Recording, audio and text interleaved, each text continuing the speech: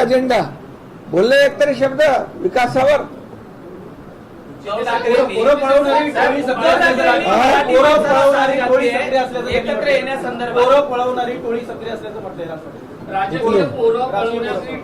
अरे जे आपली पोरं सांभाळू शकत नाही ते मुंबई काय सांभाळणार, राज्य काय सांभाळणार? मराठी माणसाला सोबत येण्यासंदर्भात देखील साथ घातलेली आहे उद्धव ठाकरेंनी, कसं पाहता? मराठी माणूस आता आठवला? मराठी माणूस जेव्हा मुंबईच्या बाहेर फेकला गेला, मराठी माणसाचं खच्चीकरण झालं, तेव्हा मराठी माणूस आठवला नाही? जेव्हा निवडणुका येतात तेव्हा बोर्ड लागतात, मुंबई महाराष्ट्रापासून तोडणार, मुंबई मराठी माणसापासून तोडणार. अरे मराठी माणसाचं खच्चीकरण, एक तरी गिरणी कामगाराला घर दिलं? आम्ही 12,500 लोकांना घरं दिली.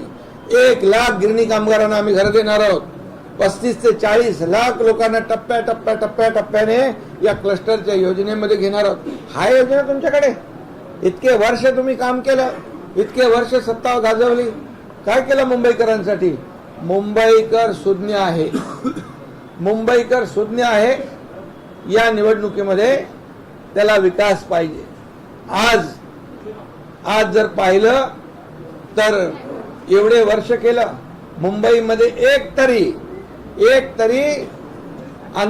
म्हणजे एक तरी असा मोठं उद्यान झालं? आम्ही केलं. महालक्ष्मी रेस्कोर्सची 125 एकर जागा घेण्याची हिंमत कोणी दाखवली? आमच्या सरकारने केलं. 170 एकर कोस्टलची जागा मिळून 300 एकरचं मोठं सेंट्रल पार्क आम्ही करतोय. त्याचं सादरीकरण तुम्हाला आम्ही दाखवलं. 300 एकरचा मुंबईमध्ये वर्ल्ड क्लास जागतिक दर्जाचा सेंट्रल पार्क, ऑक्सिजन पार्क या मुंबईकरांसाठी कोण देत आहे? कधी विचार आला असा? हे फक्त आणि फक्त स्वतःसाठी काय मिळवायचं यामध्ये या लोकांनी विचार केलेला आहे. आणि म्हणून ही जी काही एकत्र येण्याची जी काही एकत्र जे आलेले आहेत ते फक्त स्वार्थापोटी आणि स्वतःच्या खुर्चीपोटी आले.